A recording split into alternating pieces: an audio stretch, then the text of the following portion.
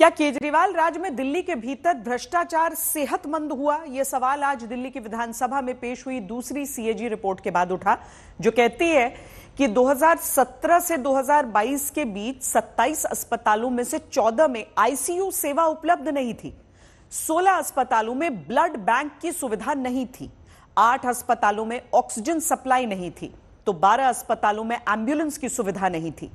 CAG report ने इसके बाद जो बताया वो और गंभीर है, क्योंकि दावा है कि तब 32,000 नए बेड जोड़ने का वादा हुआ, लेकिन केवल 1,357 बेड ही जोड़े गए, जो कि कुल लक्ष्य का मात्र 4.24% है। कई अस्पतालों में बेड की भारी कमी रह गई, एक बेड पर 2-2 मरीजों को रखा गया। यहां तक कि सरकारी देश की राजधानी दिल्ली की तत्कालीन सरकार के तहत आने वाले कई अस्पतालों में मरीजों को फर्श पर इलाज कराना पड़ा। रिपोर्ट में यह भी बताया गया कि दिल्ली में 3 नए अस्पताल बनाए गए, लेकिन सभी प्रोजेक्ट पहले की सरकार के कार्यकाल में शुरू हुए थे। इनके निर्माण में 5 से 6 साल तक की देरी हुई और लागत भी बढ़ गई। रिपोर्ट कहती है कि इंदिरा गांधी अस्पताल को बनाने में 5 साल की देरी हुई तो लागत 314 करोड़ रुपए बढ़ गई।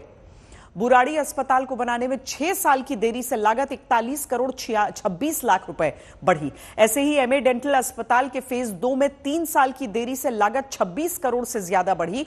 और आप सोचिए, यह पैसा कोई सरकार अपनी जेब से देती नहीं है, यह जनता का पैसा था जो काम में लेट लतीफी की वजह से ज्यादा खर्च हुआ और दिल्ली में जनता को उस हेल्थ मॉडल से पूरा इलाज नहीं मिला जिसके दम पर चुनाव लड़ा गया। नतीजा, दिल्ली में केजरीवाल की हार हुई और अब विधानसभा में सीएजी रिपोर्ट में नया सच सामने आ रहा है। इतनी भारी भारी रिपोर्टें, एक एक रिपोर्ट जिसका वजन पता नहीं, हो सकता है ये 3-4 किलो तो लग ही रहा है मुझे।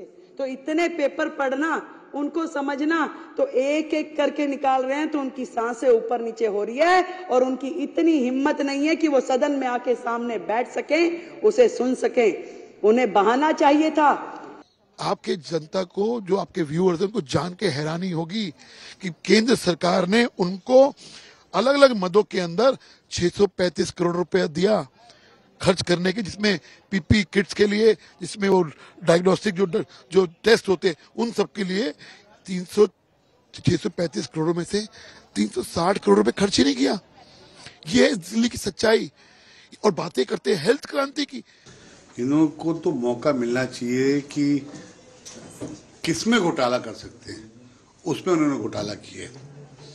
आप मोहल्ला क्लिनिक की बात करते हैं, अब बेडों की बात करें, महामारी कोरोना जो विश्व में सब सजग थे, सब सेवा करने पे लगे थे, उस टाइम भी घोटाला करने पे लगे हुए थे।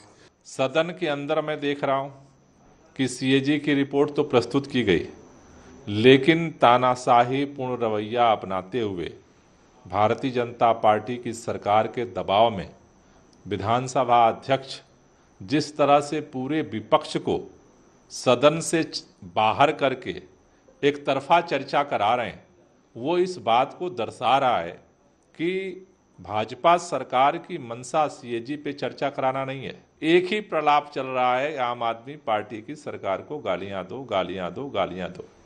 दिल्ली के लोगों ने भारतीय जनता पार्टी की सरकार को काम करने के लिए चुना है और काम करने की जगह सारे उल्टे काम हो रहे हैं।